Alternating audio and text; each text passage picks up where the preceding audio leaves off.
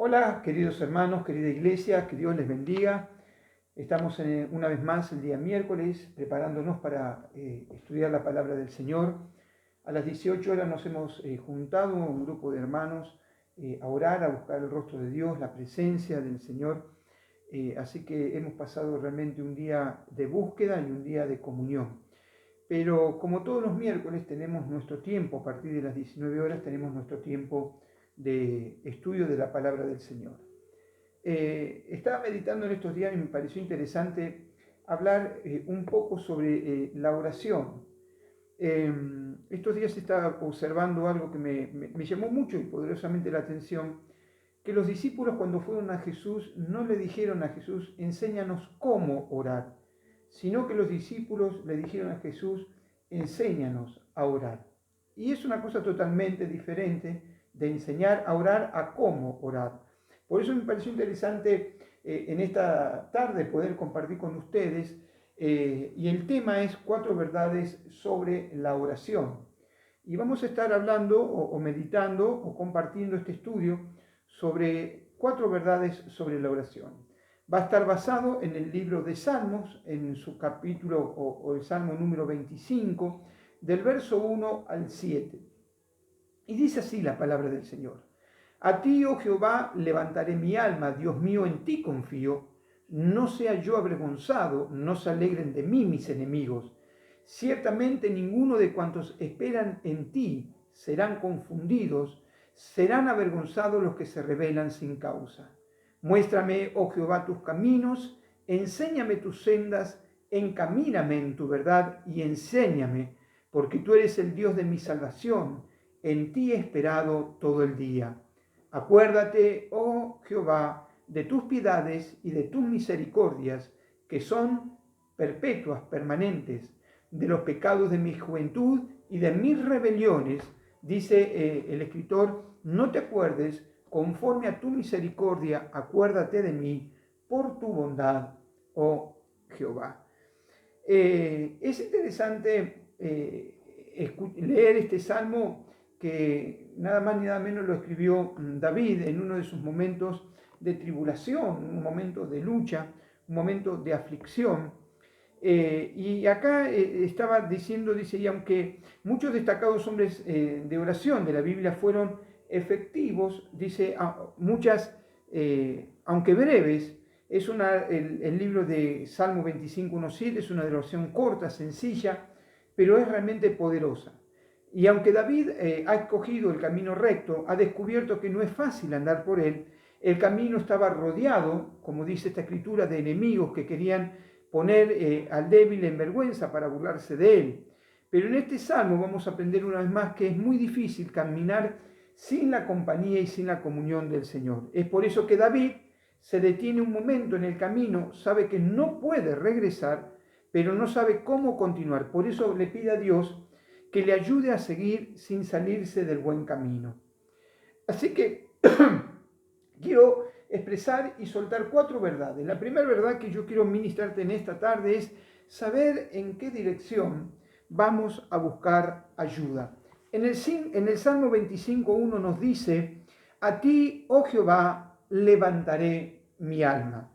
El primer principio o la primera verdad que quiero hablarte es en qué dirección vamos a buscar ayuda. Sin lugar a dudas, cuando uno está viviendo tiempos de tribulación, de angustia, de dificultades, lo primero que uno hace es buscar algo donde socorrer, dónde ir, dónde encaminarse. Cuando uno está pasando por tiempos difíciles o problemáticos, siempre está buscando orientarse y buscando una respuesta a su salida. El humanista seguramente va a basarse en su propia humanidad. Él va a tratar de buscar una respuesta con sus fuerzas, con aquellas armas o herramientas que tenga de su propia humanidad. Hay otros quizás espirituales que van a buscar detrás de, cuando hay una necesidad extrema, van a tratar de golpear diferentes puertas. Pero nosotros como hijos de Dios y enfocados en lo que nos está enseñando la palabra de Dios en esta tarde, la pregunta es, ¿en qué dirección vamos a buscar ayuda? Y dice que, y me gustó, porque dice, a ti Jehová levantaré, dice mi alma. Y levantar el alma, estudiando la palabra, es una referencia poética a presentarse con humildad y reconocimiento delante del Señor. Es una manera poética de enfatizar la piedad ante Dios. Es una forma sencilla de allegarse al trono de Dios para que el Señor evalúe nuestra existencia y completa y responda a nuestra necesidad o a nuestra petición. Levantar el alma es una referencia de presentarse con humildad delante de Dios. David, dice la Escritura, que sabía dónde encontrar en él ayuda y él deseaba estar en la presencia de su Dios. Si hay algo que caracteriza la vida de David, es que fue un hombre que aprendió en todos los órdenes de la vida, y recuerdo una de las batallas más prominentes que tuvo en Sigar, donde dice la Escritura, y hemos estado viendo mucho en este tiempo, donde dice que David, cuando regresa a su campamento y dice que bueno, que vio que las mujeres y los niños estaban, dice que los demás que querían apedrearlo, querían derribarlo, estaban en amargura de espíritu, pero dice la Escritura, David se fortalecía en el Señor.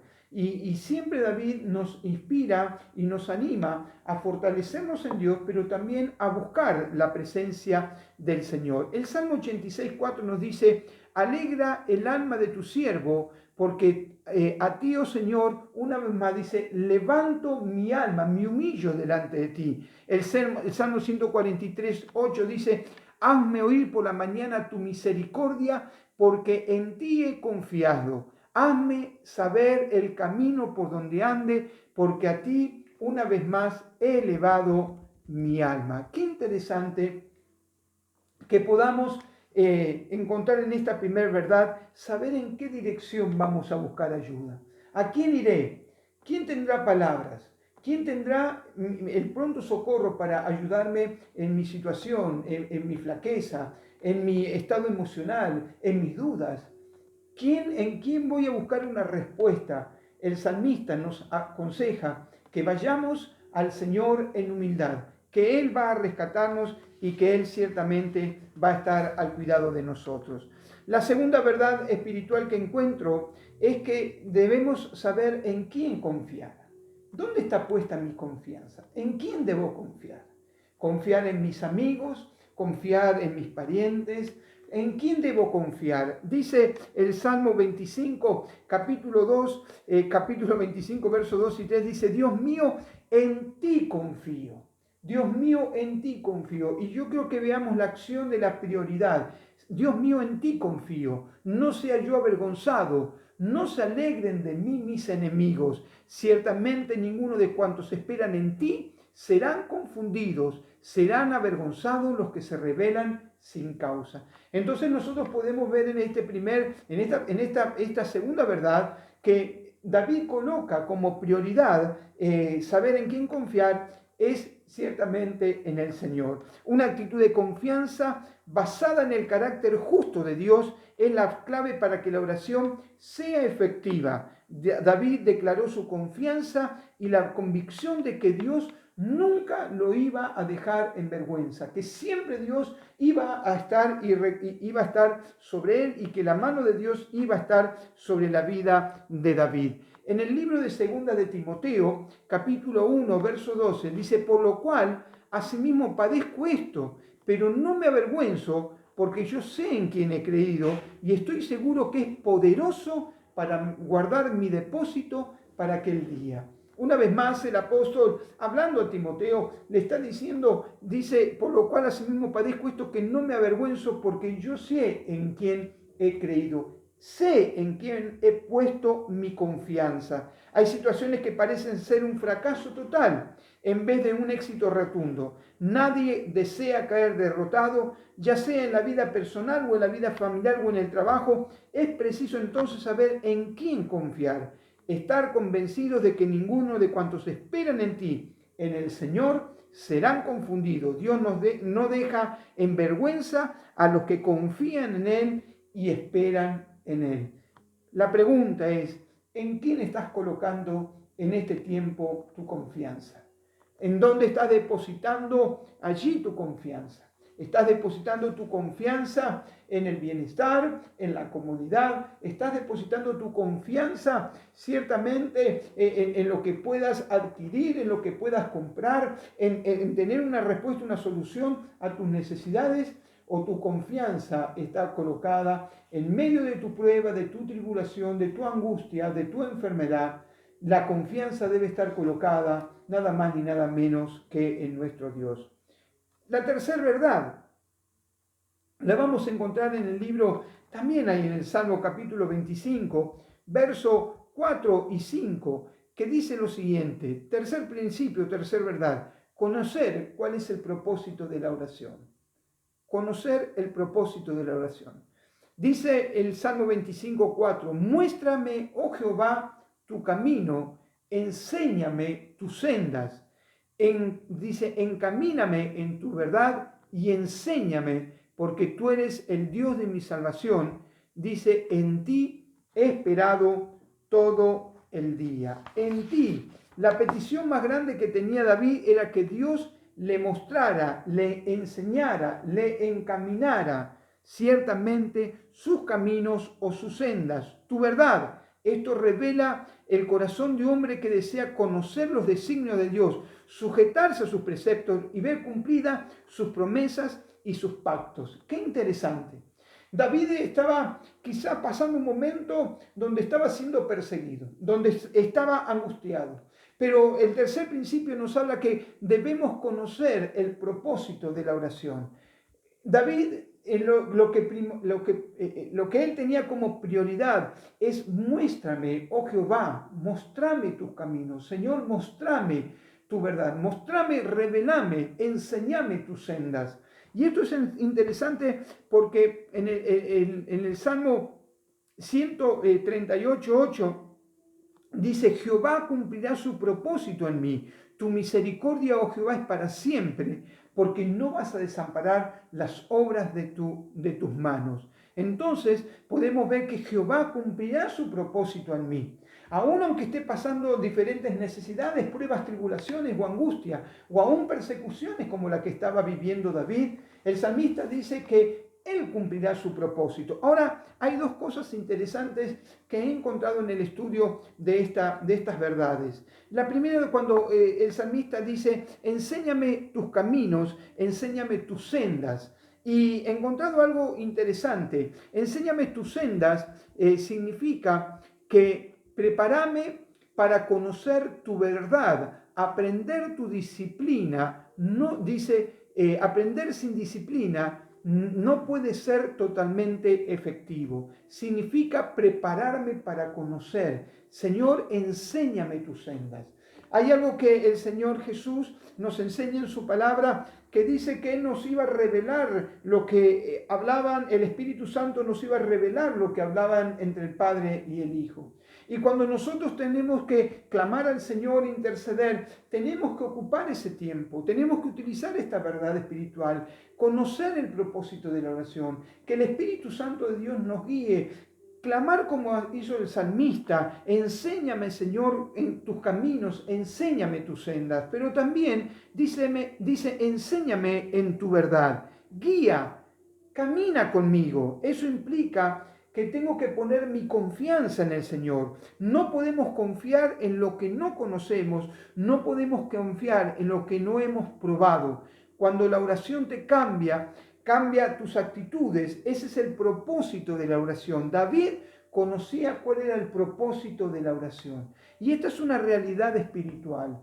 Cuando nosotros, hace un ratito estaba escuchando algo que me impactó, de un hombre del cual nosotros hemos nacido con mi esposa espiritualmente, del evangelista Carlos Anacondia.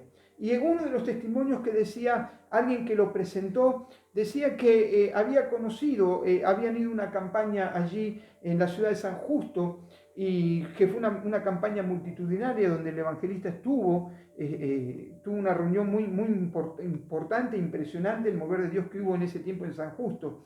Y él cuenta que cuando llegó al predio, dice que se encontró con un hombre bajito, y dice que estaba lleno, lo habían hecho pasar ahí donde estaban los pastores y encontró a este hombre, realmente dice que estaba hecho una milanesa ¿cómo es? De tierra por todos lados. Y le preguntó quién era ese hombre bajito y le dijeron, era el evangelista Carlos Anacondia, que estaba clamando, que estaba rogando, que se había tirado al piso para orar por las necesidades, para orar por las almas.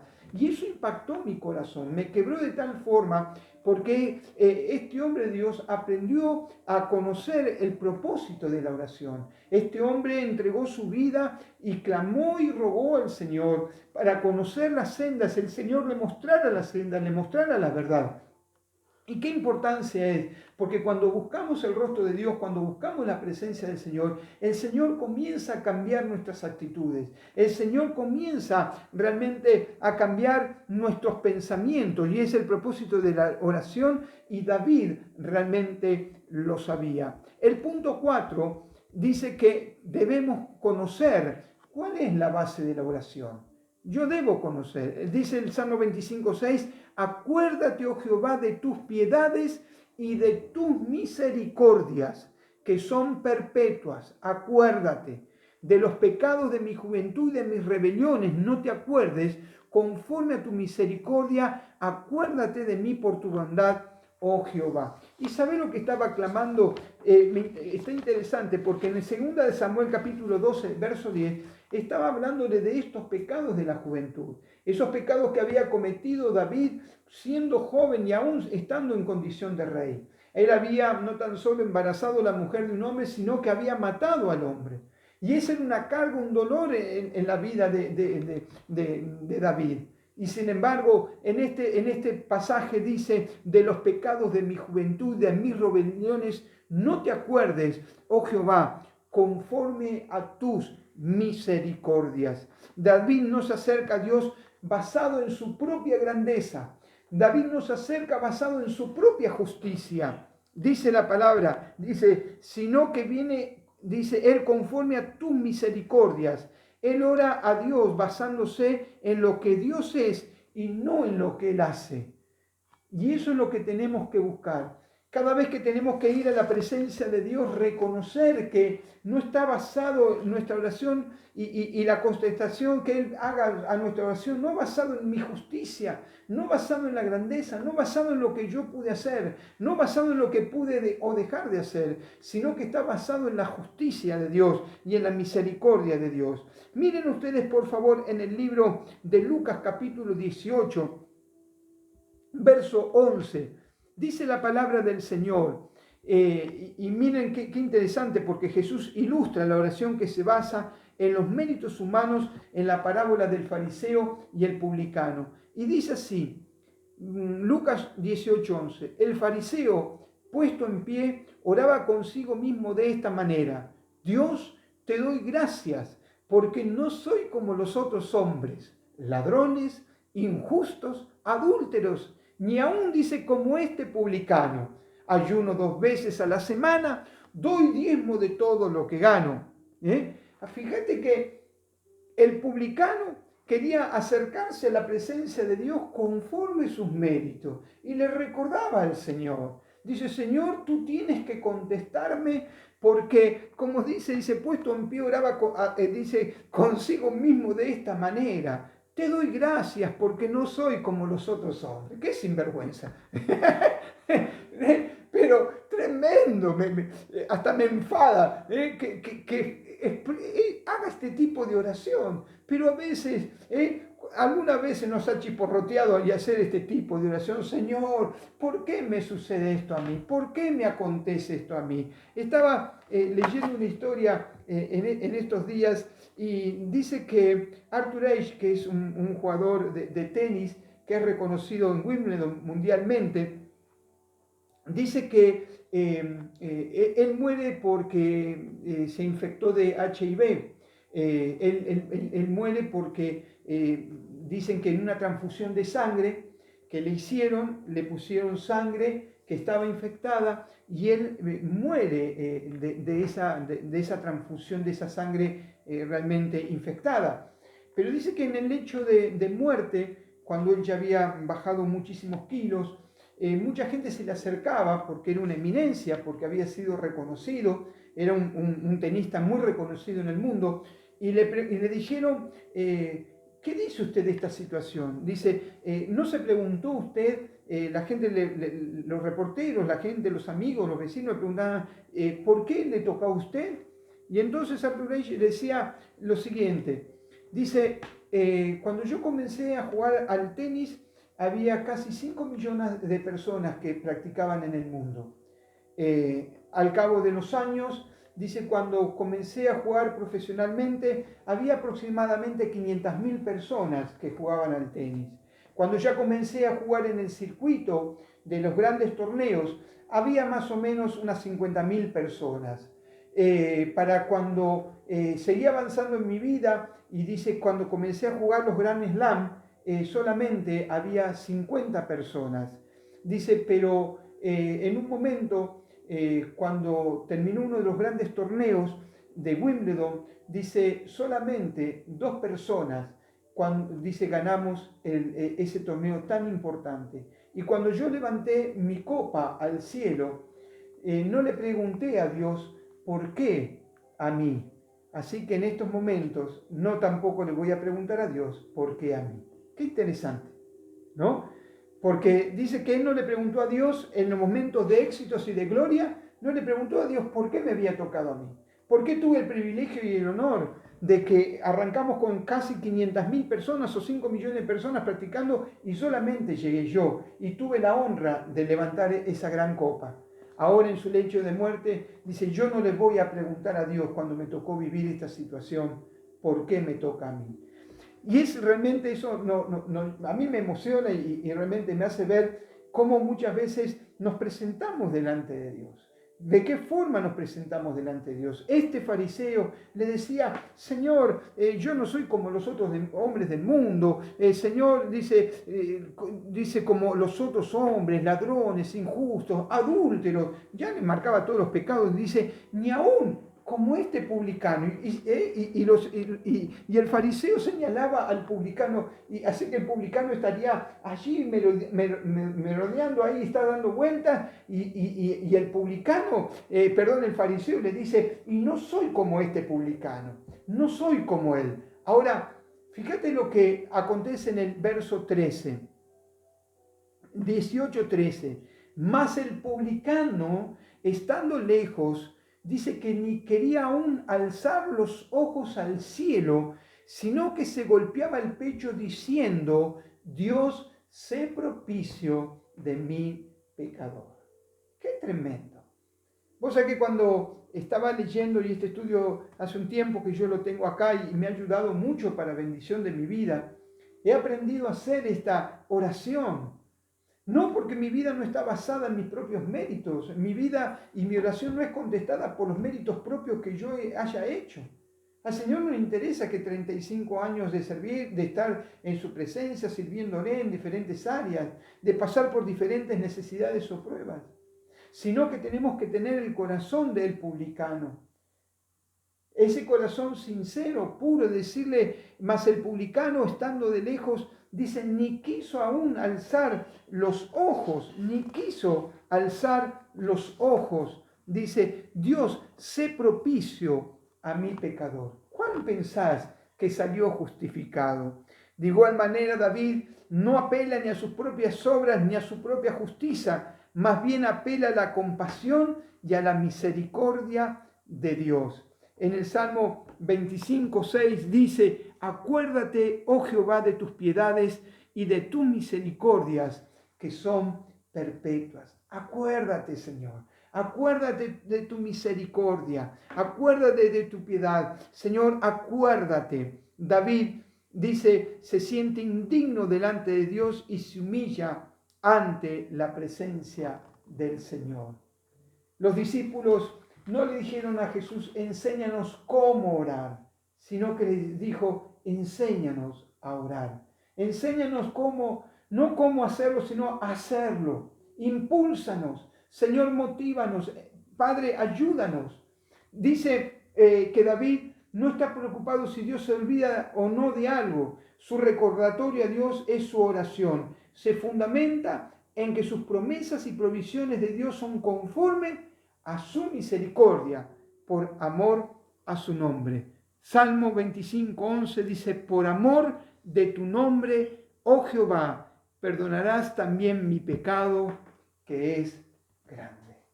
Qué tremenda oración, qué tremenda clamor delante de la presencia de Dios. Un salmo, el 25, sencillo, una oración de clamor, una oración de ruego de perdón, una oración donde el salmista se sentía devastado por el pecado que había cometido. Él se sentía devastado por la vergüenza que estaba sufriendo. Sin embargo, él nunca apeló que era el rey, él nunca apeló de sus grandes batallas, de su grandeza, sino que se humilló delante del Señor. Y como por epílogo, o ya casi terminando, la base de la oración es la misericordia de Dios, no nuestros méritos.